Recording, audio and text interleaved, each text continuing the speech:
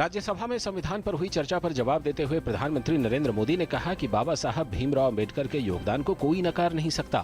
प्रधानमंत्री ने कहा कि संविधान सभा के अन्य सदस्यों का योगदान भी उतना ही महत्वपूर्ण और सराहनीय है।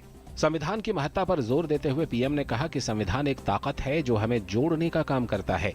उन्होंने कहा कि हमें लोगों को एकजुट रखने तथा एकता और सद्भाव बनाए रखने के कारण खोजने होंगे। गृह मंत्री राजनाथ सिंह ने आज लोकसभा में भारी हंगामे के बीच असहिष्णुता के मुद्दे पर सरकार का पक्ष रखा। इस दौरान उन्हें विपक्ष के विरोध का सामना करना पड़ा। गृह मंत्री ने कहा कि भारत में अगर कोई असहिष्णुता का सबसे ज्यादा शिकार हुआ है तो वो भारतीय जनता पार्टी है, प्रधानमंत्री हैं। गृह मंत्री ने कहा, हम संसद के सभी सदस्यों के विचारों का सम्मान करते हैं। राष्ट्रपति प्रणब मुखर्जी ने आज गुजरात के साबरमती आश्रम में नई अभिलेखागार और अनुसंधान केंद्र का उद्घाटन किया। इस मौके पर उन्होंने देश के निर्माण में गांधी जी की भूमिका का जिक्र करते हुए कहा कि गांधी जी सिर्फ राष्ट्रपिता ही नहीं थे बल्कि राष्ट्र निर्माता भी थे।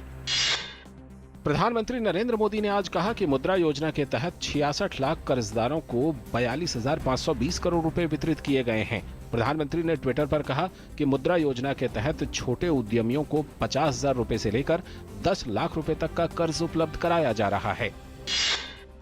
भाजपा ने अपने सांसदों से आज कहा कि वे उकसाने वाले बयान देने से बचें। संसद के शीतकालीन सत्र के दौरान भाजपा संसदीय दल की पहली बैठक में संसदीय कार्य मंत्री एम वेंकैया नायडू ने सदस्यों से कहा कि उनमें से कुछ लोगों के उकसाने वाले बयानों का भाजपा विरोधी शक्तियां प्रधानमंत्री नरेंद्र मोदी के विकास के एजेंडे से लोगों का ध्यान हटाने के लिए इस्तेमाल कर रही हैं। भारतीय रिजर्व बैंक ने आज द्विमासिक मौद्रिक नीति की समीक्षा की। रिजर्व बैंक ने रेपो दरों में कोई बदलाव नहीं किया और इसे 6.75% पर ही बरकरार रखा।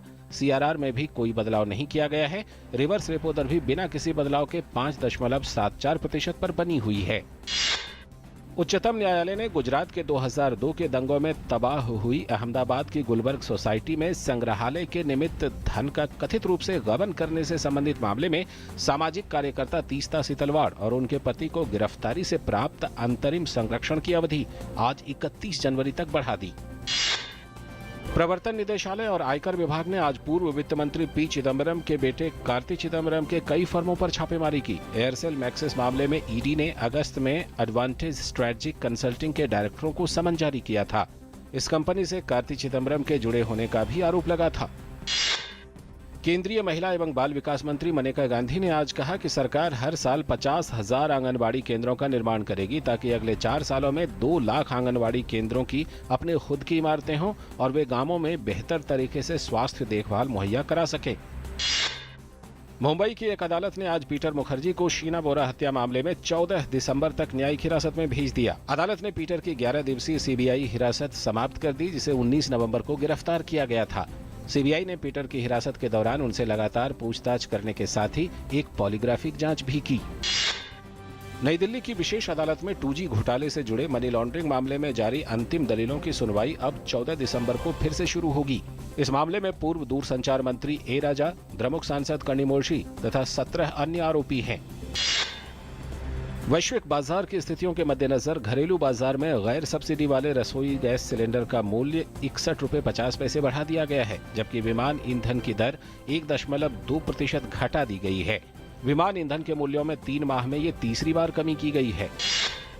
ब्रिटेन के प्रधानमंत्री डेविड कैमरन ने कहा है कि वो सीरिया में इस्लामिक स्टेट IS के खिलाफ हवाई हमले शुरू करने के लिए बुधवार को संसद में एक बहस और मतदान कराएंगे। कैमरन ने कहा कि मैं कैबिनेट से सिफारिश करूंगा कि हाउस ऑफ कॉमन्स में इस मुद्दे पर बहस और मतदान किए जाएं कि जिस तरह हमने इराक में IS के खिलाफ अभियान चलाया था वैसा ही अभियान हम सीरिया में भी चलाएं। ब्राजील के उत्तर पूर्वी राज्य पर्नाम्बुको में जिका बुखार फैलने के कारण आपातकाल लगा दिया गया है। अफ्रीका में पाए जाने वाले एक जहरीले किस्म के मच्छर से ये बुखार होता है। ये नवजात शिशुओं में कई किस्म की दिक्कतें पैदा करता है। विश्व स्वास्थ्य संस्थान WHO की एक टीम इसी हफ्ते ब्राजील पहुंचेगी और हालात का जायजा लेगी।